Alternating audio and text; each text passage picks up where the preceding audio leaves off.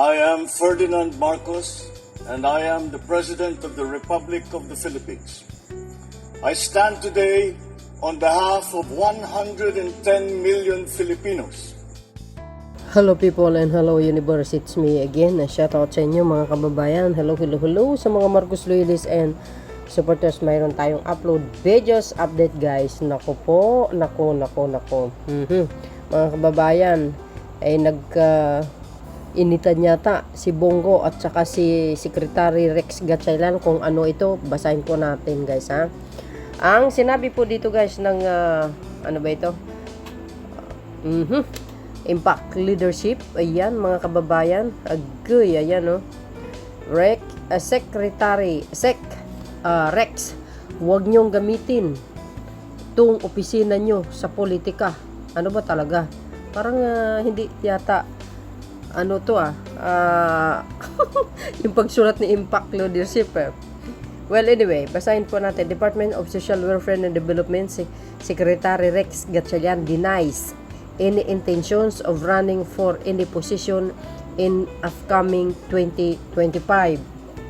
Nagkaroon yata ng Senate hearing dyan guys, particularly dito sa sa EICS, sa Individual Crisis Situation Program, So dahil dyan mga bes, sabi Gatchalian made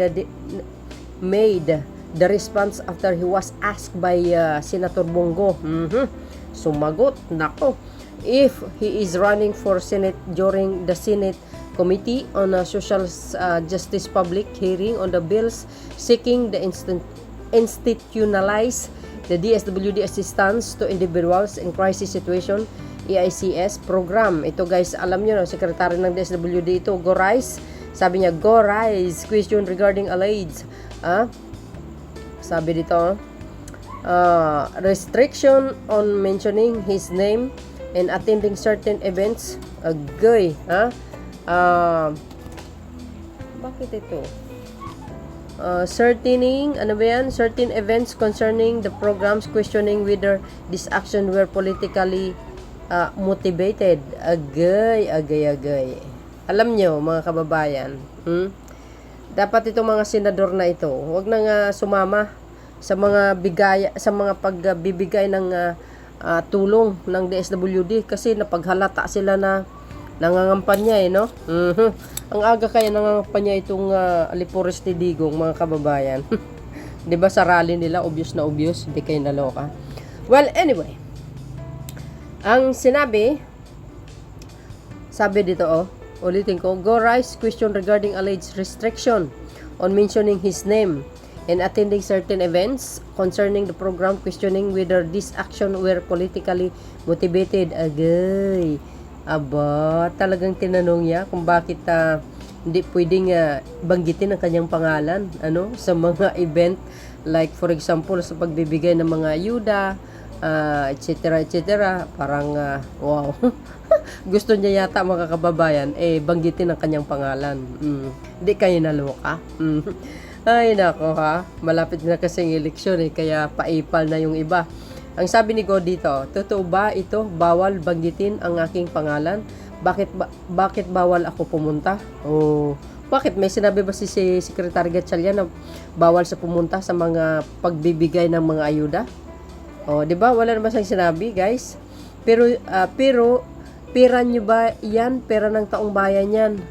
Wala naman sinabi si Rex Gatchalian, guys, secretary ng DSWD, na pera niya yan Yan guys, malinaw na malinaw. Kaya nagkaroon po ng budget 2024. Dahil yan, isa dyan na ginagamit mga kababayan. At least nakikita ng taong bayan may napupunta ng pera. Hindi kaysa katulad doon sa 51 billion, hindi mo malaman kung saan napunta.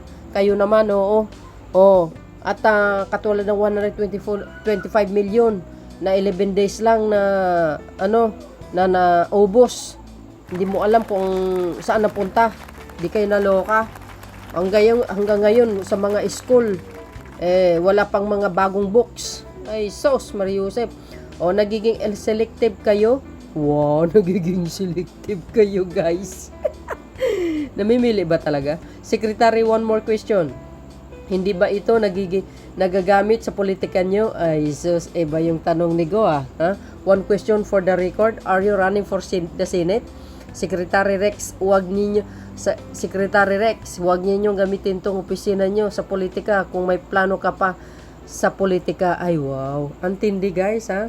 No. Di kayo naloka. Huwag kayong ganyan, mga kababayan, ha? Medyo nagkainitan yata ito, ha? I don't think na ginagamit ni Secretary Gatchalian yan. Kasi ito, guys, no? Napakasipag na sekretary na ito. Pag mayroong sakuna bagyo, kinabukasan nandoon na kaagad. Hindi man, mga kababayan, talagang maganda ang kanyang pamumuno, no? Kasi ayon po sa direktiba ng ating mahal na Pangulo, pag sinabi ng forecast na ganito darating ang araw ng ganito darating ang bagyo, on the spot kaagad yan, guys, nag-iimpake na sila, no? Kumbaga nagre-refact sila ng ng relief goods, ika nga, at ipiniprepare na lahat para pag lumapag na si bagyo, ibibigay na kaagad kinabukasan.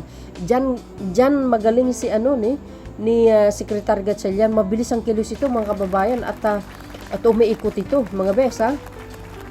Ay, alam nyo, lahat naman ng politika, lahat naman ng politician, pwede naman sumama.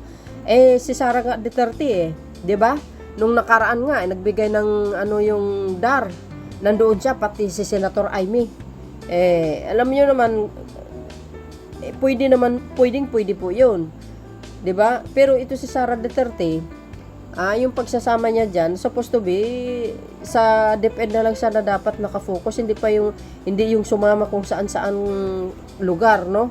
Dapat focus siya sa DepEd kasi maraming problema ang DepEd, guys, Ay, ewan ko, mahirap magsalita, pero well, i-discuss natin pagdating ng mga araw.